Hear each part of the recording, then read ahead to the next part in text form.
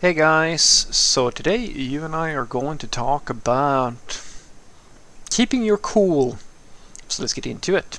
So the question in question was, Frederick, how would you keep your calm while solving a high severity production issue?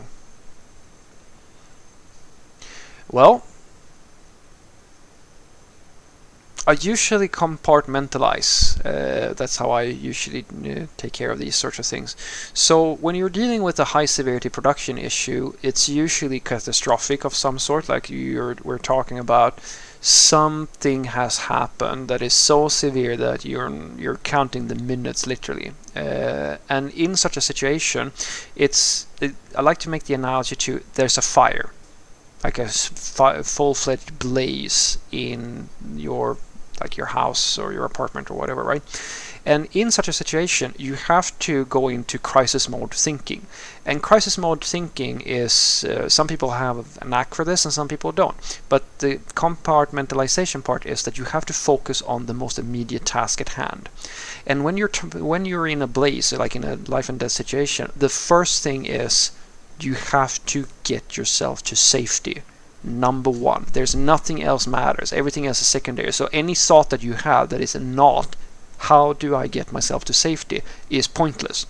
And so by focusing very, very heavily on that thought, I find it to be very easy to deal with high severity production issues, because usually there's a bug or there's a problem or something like that, and your first thought should be, okay, what is the problem? How can we immediately fix the problem short term? Like it can be, an example would be, let's say for the sake of argument that the website is down due to some script or some feature on the page that is breaking, etc., etc. All right, my first thought would be remove that code, immediately remove the feature like that, because it's going to because even though we critically cause a regression and temporarily don't have that specific feature, that is better than the whole system being down. Similar thing with the fire or so forth. Maybe all your stuff burns when your house burns down, but you're still going to be alive. Or if you're in a really horrible situation where you might have to amputate your leg in order to save the rest of the body, it's the same sort of deal, right? Now, once that is, you sort of formalize that strategy, as I've said, I find that to be enough for my sake at the very least, in order to deal with stress and things like that.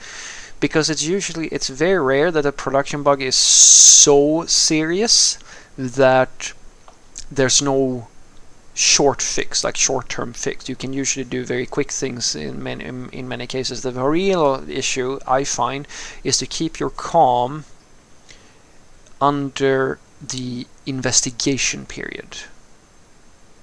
That is very difficult. When you know what the bug is or the issue is, that's where it's very straightforward. But the investigation itself is a little bit more difficult. That's where it really is useful for you to have it's sort of the same thing, right? It's emergency sort of stuff. The thing that I like to do is to focus on get as much information in the relevant area as humanly possible, as quickly as possible. What that basically means is that I will do stupid shit. We're talking adding random log statements to the code and then deploying that willy-nilly to the production environment. I mean, assuming now, of course, that it's not. I mean, if we're talking a browser or something like that, or if it's server side, it's the same thing, right? You're basically just trying to. It's like the shotgun thing, right? I just need a lead. I need a hook. I need a thread. I need something to pull on that can give me an idea of what is actually happening, because the quicker I can get to identifying the problem, the quicker I can get back to that mental state where, as I said, it's very safe for me because I now know how to solve the problem, and because I know how to solve the problem, I can do this quick fix thing, right? I don't focus on anything big, how do I fix this in a sustainable way. We just need to fix the issue right here, right now, as quickly as possible. And so in the investigation phase, it's the same sort of thing. Once again, you're focusing. It's a little bit like Zen or something like that, where you are focusing on one thing and one thing only. It is the only thing that you are focusing on. And in the investigation phase, the only thing I focus on is maximize information flow. I need to know how every part that is relevant to this outage is behaving.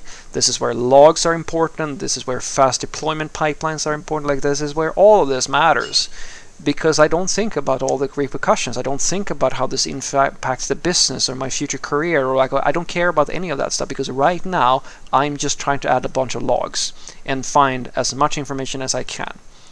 And that compartmentalization is sort of, it's, in a sense, it becomes a similar thing to how, someone who is a mountain climber or someone who is a race car driver or like a fighter pilot or something like that. You're so focused on the task at hand that you don't think about the risks. You don't think about everything else. You cannot possibly do it, because you're so focused on like keeping the car in the right position, or fighting the enemy or something like that. The brain shuts down all this doubt and all this fear and all this anxiety.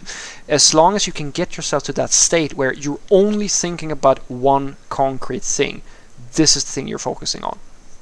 Because the problem with paralysis, or like action paralysis, it usually happens when you start to worry about all the repercussions of the thing that is happening, rather than focus on a singular productive action. That is my biggest tip to you.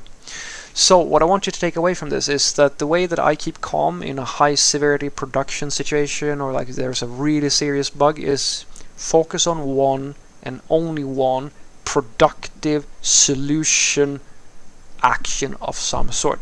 If you don't know what the bug is, information as much as you humanly can. Add logs, go to all the systems where you have telemetry systems and so forth, where you're trying to just figure out what is going on. I just want to see a pattern in the thing, and then you immediately move over to only focusing on quick fix. What is the smallest minimum thing we can do in order to solve this problem immediately? It's sort of like it's like tunnel vision. You're only focusing on this thing because you don't want too much high-level thinking at this point, because this is a crisis situation. It's the same thing where you see some people who kind of, in a fire, they will run into their building to save things that are so important they can't possibly live without them, and then actually by just running in, they might, something might collapse and they might actually die because they couldn't live without this very precious thing. But in a real survival situation, the only thing you should focus on is survival. Maintain safety, like get to the cheapest acceptable damage control type of thing, like get to the safe zone as quickly as humanly possible. Don't think about anything else. And this is one of the reasons why, because that's sort of tunnel vision.